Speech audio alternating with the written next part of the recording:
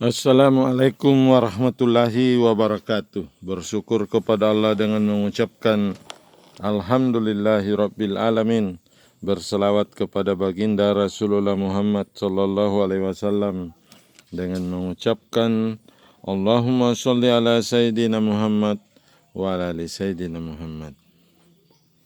Ma'asyiral muslimin, hari ini Rabu 15 September 2021 Miladiah dari Kompleks Masjid Nurul Ilmi. Saya akan membagikan tazkirah beda salat malaikat dengan salat manusia. Disebutkan dalam Ihya tentang ini pada bab salat. Dalam Taurat tertulis, hai anak Adam, jangan engkau merasa lemah berdiri di hadapanku sebagai orang yang bersalat, yang menangis. Akulah Allah yang engkau dekati dari hati engkau. Dengan gaib engkau melihat akan nurku. Dia berkata, maka kita melihat bahwa kehalusan perasaan, ketangisan dan keterbukaan yang diperoleh oleh orang yang bersalat dalam hatinya adalah dari kedekatan Tuhan dari hatinya. Dan apabila tidak ada kedekatan ini, yaitu dekat dengan tempat, maka tidak adalah artinya selain dari kedekatan dengan hidayah, rahmat dan terbuka hijab. Dan dikatakan bahwa hamba itu apabila bersalat 2 rakaat, niscaya takjublah 10 barisan daripada malaikat. Tiap-tiap barisan adalah 10.000 banyaknya. Dan Allah membanggakan dengan hambanya yang bersalat itu kepada 100.000 malaikat. Yang demikian ini adalah karena hamba itu telah mengumpulkan di dalam salatnya antara berdiri, duduk, ruku, dan sujud. Dan dipisah-pisahkan oleh Allah yang demikian itu kepada 40.000 malaikat. Maka para malaikat yang berdiri mereka tidak ruku sampai hari kiamat. Dan yang sujud tidak mengangkat kepalanya sampai hari kiamat. Begitu pula lah yang ruku dan yang duduk. Maka apa yang direzekikan oleh Allah kepada para malaikat itu dari kedekatan diri dan derajat tinggi adalah berlaku terus-menerus demikian dalam suatu keadaan, tiadalah bertambah dan tiadalah berkurang. Dan karena itulah diceritakan oleh Allah bahwa para malaikat itu berkata, wa ma minna ilallahu maqaman ma'luman. Dan tak adalah dari kami selain dari suatu kedudukan yang dimaklumi. Al-Quran surah As-Saffat ayat 164. Ma'asyiral muslimin.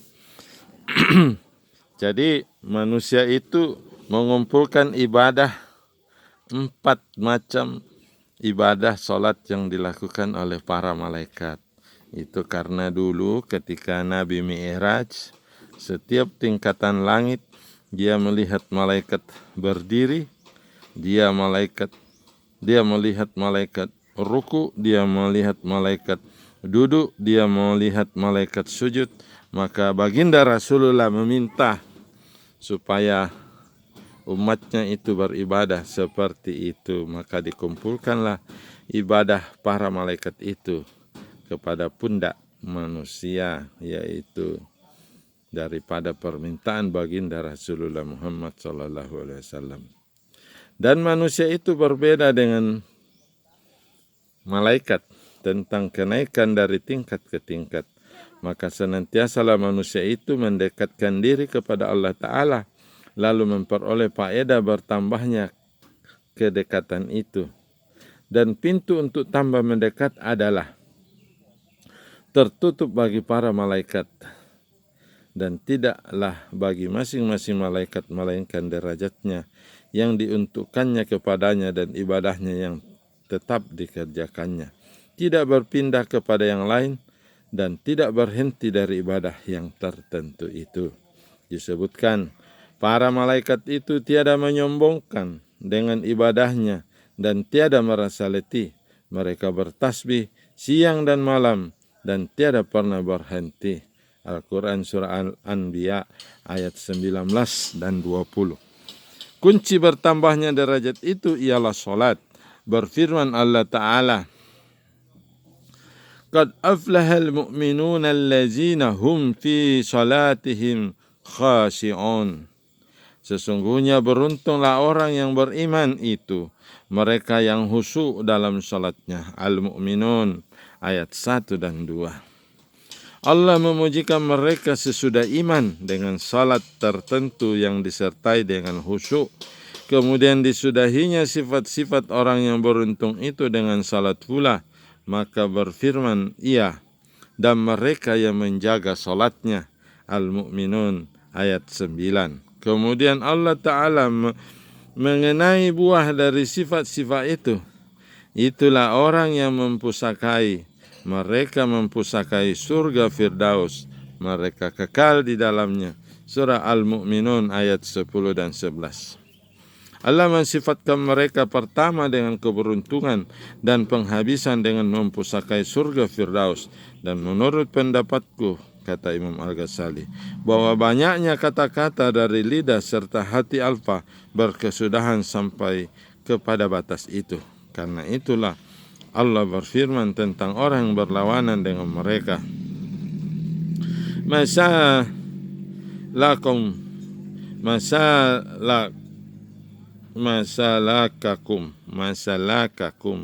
fi saqarah qalu lam naku minal musallin. Apakah yang membawa kamu masuk neraka?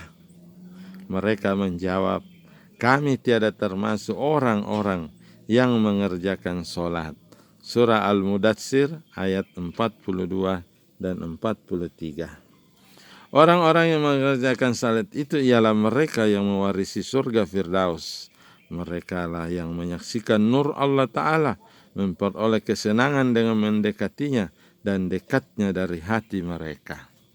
Kita bermohon pada Allah kiranya dijadikannya kita sebahagian dari mereka dan dilindunginya kita dari siksaan yang ditimpakan kepada orang-orang yang tersias kata-katanya dan keji perbuatannya.